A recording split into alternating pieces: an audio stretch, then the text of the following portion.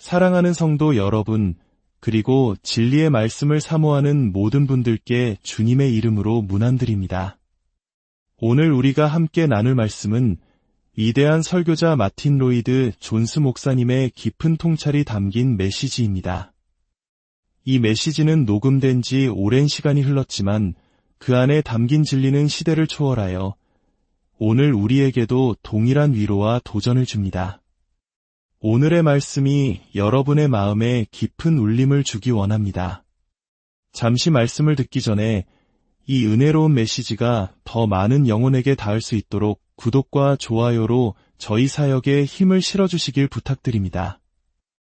여러분의 작은 참여가 하나님의 나라를 확장하는 귀한 도구가 됩니다.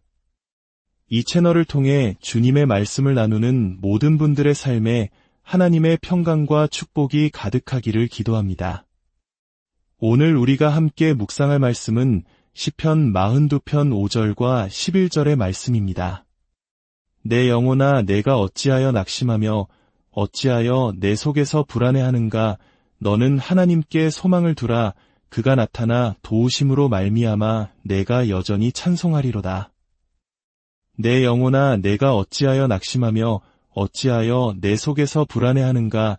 너는 하나님께 소망을 두라. 나는 그가 나타나 도우심으로 말미암아 내 하나님을 여전히 찬송하리로다.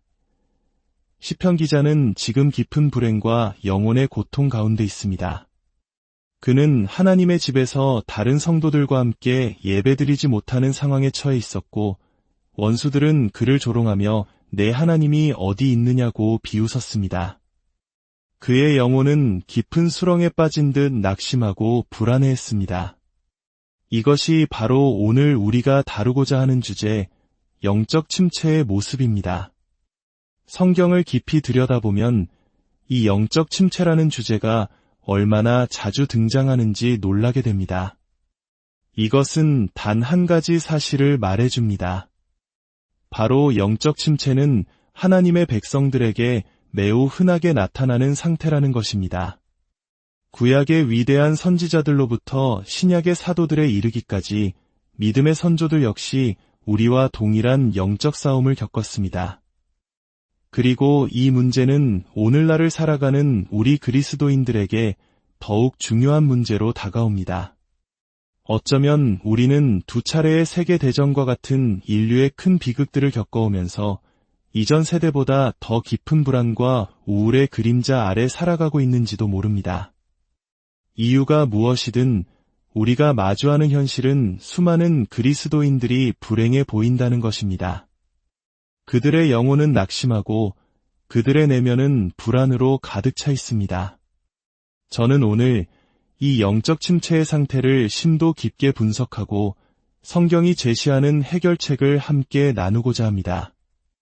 먼저 우리는 이 문제에 대한 성경의 전반적인 가르침을 살펴볼 것이고 그 후에 하나님의 도우심이 있다면 이 고통을 겪었던 성경 속 인물들의 구체적인 사례들을 통해 실제적인 교훈을 얻게 될 것입니다. 우리가 이 문제를 반드시 다루어야 할까요? 첫째는 바로 이 고통 가운데 있는 우리 자신을 위해서입니다. 영적 침체는 우리의 기쁨을 앗아가고 하나님과의 친밀한 교제를 가로막습니다. 시편 기자가 완벽하게 묘사했듯이 그것은 영혼을 짓누르는 끔찍한 상태입니다. 그리스도인이 구원받지 못했다는 뜻은 아니지만 하나님께서 우리에게 주고자 하시는 풍성한 삶을 놓치고 있다는 분명한 증거입니다. 하지만 더 중요한 두 번째 이유가 있습니다. 그것은 바로 하나님의 나라와 그분의 영광을 위해서입니다. 사실 침체된 그리스도인이라는 말은 그 자체로 모순입니다.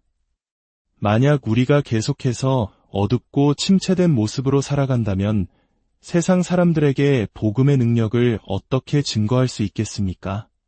오늘날 세상은 진리 자체보다는 결과에 더 많은 관심을 가집니다. 그들은 우리의 삶을 통해 복음이 정말로 사람을 변화시키는지, 정말로 기쁨을 주는지 보기를 원합니다. 수많은 사람들이 기독교회 등을 돌리는 이유 중 하나가 바로 여기에 있습니다. 그들이 보기에 그리스도인들은 기쁨 없이 의무감에 짓눌려 고된 나날을 보내는 사람들처럼 보입니다. 세상 사람들은 그들 나름의 즐거움을 찾고 열정적으로 무언가에 대해 이야기하지만 그리스도인들은 어딘가 모르게 슬퍼 보이고 기쁨이 없어 보입니다. 우리의 삶이 기쁨을 잃어버릴 때 복음은 그 빛을 잃게 됩니다. 우리는 세상의 그리스도를, 그분의 능력과 복음을 제대로 나타내야 할 책임이 있습니다. 우리의 모습을 본 사람들이 복음에 끌리고 그 안에서 참된 안식과 기쁨을 발견하도록 해야 합니다. 자, 그렇다면 이제 이 영적 침체의 일반적인 원인들을 살펴보겠습니다. 첫 번째 원인은 바로 기질입니다. 어떤 분들은 제가 이 문제를 기질과 같은 심리학적인 용어로 시작하는 것에 놀랄 수도 있습니다. 신앙의 문제에 웬 기질 타령이냐고 반문할 수도 있겠지요. 하지만 이것은 매우 중요한 문제입니다. 물론 우리의 기질이나 성격이 구원의 문제를 좌우하지는 않습니다. 하나님의 구원은 우리의 배경이나 성격과 상관없이 오직 예수 그리스도를 통한 하나님의 은혜로 주어지는 것입니다. 교회 역사 속에서 우리는 내향적인 사람이든 외향적인 사람이든 모든 종류의 기질을 가진 사람들이 이대한 믿음의 용사로 쓰임받았다는 사실을 발견합니다. 하지만 구원의 문제와는 별개로 우리의 신앙생활의 경험에 있어서 기질은 분명 큰 영향을 미칩니다. 영적 침체라는 상태를 진단할 때 우리는 자신의 기질을 가장 먼저 고려해야 합니다. 사람은 크게 두 가지 유형으로 나눌 수 있습니다. 자기 내면을 깊이 들여다보는 경향이 있는 내향적인 사람과 외부 세계로 에너지를 발산하는 외향적인 사람입니다. 여기서 어느 한쪽이 더 낫다고 말하는 것이 아닙니다. 다만 특별히 내향적이고 자기 성찰적인 기질을 가진 사람들이 영적 침체에 더 취약한 경향이 있다는 사실을 알아야 합니다. 이러한 기질의 사람들은 끊임없이 자기 자신을 분석합니다. 자신이 한 말과 행동의 의미를 곱씹고 다른 사람들이 어떻게 생각할지 염려하며 과거의 일을 되짚어봅니다. 이러한 성향이 영적인 영역으로 그대로 옮겨오면 병적인 자기 성찰로 이어질 수 있습니다. 물론 성경은 우리에게 자신을 살피라고 명령합니다. 건강한 자기 성찰은 필수적입니다. 하지만 이것이 지나쳐 자기 자신에게만 몰두하게 될 때 우리는 내성이라는 늪에 빠지게 됩니다. 자기 성찰은 하나님을 바라보게 하지만 병적인 내성은 오직 자기 자신만을 바라보게 만듭니다. 데이비드 브레이너드와 같은 위대한 선교사들의 일기를 보면 그들이 얼마나 깊은 자기 성찰 속에서 고뇌했는지 알 수 있습니다. 그러므로 지혜의 첫걸음은 자기 자신을 아는 것입니다. 내가 어떤 기질을 가졌는지, 어떤 부분에 약한지를 아는 것이 중요합니다. 그래야만 사탄이 나의 약점을 파고들 때 미리 대비하고 자신을 지킬 수 있습니다. 두 번째 원인은 육체적인 상태입니다. 우리의 몸과 마음, 그리고 영혼은 분리되어 있지 않고 서로 깊이 연결되어 있습니다. 어떤 분들은 그리스도인이라면 육체의 상태가 어떻든 영적으로는 강건해야 하는 것 아니냐고 말할지 모릅니다. 그러나 이는 성경적인 관점이 아닙니다. 피로, 질병, 과도한 스트레스와 같은 육체적 문제는 우리의 영적 상태에 직접적인 영향을 미칩니다. 19세기 런던의 위대한 설교자였던 찰스 스펄전 목사님은 역사상 가장 위대한 설교자 중 한 명으로 꼽히지만 평생 심한 통풍으로 고통받았고 그로 인해 깊은 영적 침체를 자주 경험했다고 고백했습니다. 심지어 구약의 위대한 선지자 엘리야도 마찬가지였습니다. 그가 육체적으로 지쳐 탈진했을 때 사탄은 그 틈을 타 그를 깊은 절망으로 몰아넣었습니다. 그러므로 우리가 육체적으로 약해져 있을 때 그것이 영적인 나태함이나 믿음의 부족 때문이라고 스스로를 너무 심하게 책망해서는 안 됩니다. 오히려 자신의 육체적 한계를 인정하고 그것을 고려하며 지혜롭게 대처해야 합니다. 세 번째 원인은 반작용입니다. 이것은 아주 특별한 경우인데 큰 영적 축복이나 놀라운 은혜를 체험한 뒤에 찾아오는 침체를 말합니다. 다시 한번 엘리야의 경우를 생각해 보십시오. 그는 갈멜산 위에서 바알의 선지자 850명과 싸워 불로 응답하시는 하나님을 증명하는 엄청난 영적 승리를 경험했습니다.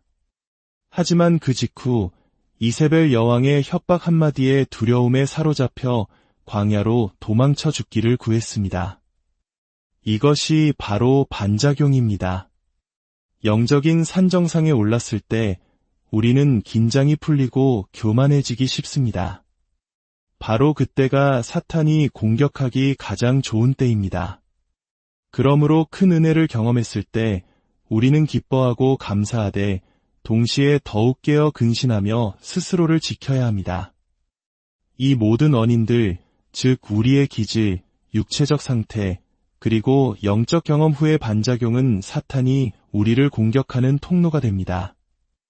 하지만 영적 침체의 궁극적인 원인은 바로 불신앙입니다. 그것은 하나님께 귀를 기울이는 대신 우리 자신과 사탄의 목소리에 귀를 기울이기 때문에 발생하는 문제입니다. 그렇다면 이 깊은 영적 침체에서 벗어나는 치료법은 무엇일까요? 시편 기자는 그 해답을 우리에게 명확하게 보여줍니다. 그 비결은 바로 이것입니다. 여러분 자신에게 귀를 기울이는 것을 멈추고 여러분 자신에게 말을 걸기 시작해야 합니다. 이 말이 역설적으로 들리십니까? 하지만 이것이야말로 이 문제에 대한 지혜의 핵심입니다. 우리의 삶에서 겪는 대부분의 불행은 우리 자신에게 진리의 말씀을 선포하는 대신 우리 안에서 불평하고 낙심하는 자기 자신의 목소리를 너무 오랫동안 듣고 있기 때문에 발생합니다. 자기 자신은 끊임없이 우리에게 말을 겁니다. 과거의 실수, 현재의 문제, 미래에 대한 두려움을 속삭입니다. 다른 사람들과 비교하게 하고 우리의 연약함을 들추어내며 절망하게 만듭니다.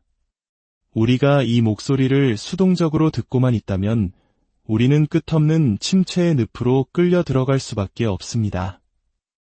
시편 기자는 바로 이 자기 자신을 향해 단호하게 맞서고 있습니다. 그는 자신의 영혼을 붙들고 이렇게 외칩니다. 내 영혼아, 너는 어찌하여 낙심하는가? 어찌하여 내 속에서 그토록 불안해하는가? 그는 자기 자신을 꾸짖고 질문하고 설교하고 있습니다. 그리고 이어서 해답을 선포합니다. 너는 하나님께 소망을 두라. 나는 내 얼굴을 도우시는 내 하나님을 여전히 찬송할 것이다. 이것이 바로 우리가 해야 할 일입니다. 우리는 우리 자신을 다루어야 합니다. 낙심에 빠진 자신의 목소리를 듣는 것을 멈추고 우리가 알고 있는 진리를 자신에게 선포해야 합니다. 세상과 마귀를 향해 담대히 선언해야 합니다. 나는 여전히 내 하나님을 찬양할 것이다. 그분은 내 얼굴의 구원이시며 나의 하나님이시다. 이것이 모든 치료의 핵심입니다. 여러분의 자아가 여러분을 지배하도록 내버려 두지 마십시오. 대신 여러분이 여러분의 자아를 다스리십시오. 하나님의 말씀으로 여러분 자신을 격려하고 책망하며 소망을 불어넣으십시오. 사탄은 우리의 자아를 이용해 우리를 낙심시키려 하지만 우리는 일어나 시편 기자처럼 외쳐야 합니다. 내 영혼아, 잠잠하라. 그리고 하나님께 소망을 두라. 사랑하는 성도 여러분, 혹시 지금 깊은 영적 침체 가운데 계십니까? 여러분의 영혼이 낙심하고 불안에 떨고 있습니까? 그렇다면 오늘 이 말씀을 붙드시기 바랍니다. 여러분 자신에게 귀 기울이는 것을 멈추십시오. 그리고 하나님의 진리의 말씀을 여러분 자신에게 힘껏 선포하십시오. 나는 여전히 하나님을 찬양하리라. 그분은 내 얼굴을 도우시는 나의 하나님이시다. 이 믿음의 고백 위에 굳게 서서 모든 어둠을 이기고 다시 일어서는 여러분 모두가 되시기를 주님의 이름으로 간절히 축원합니다.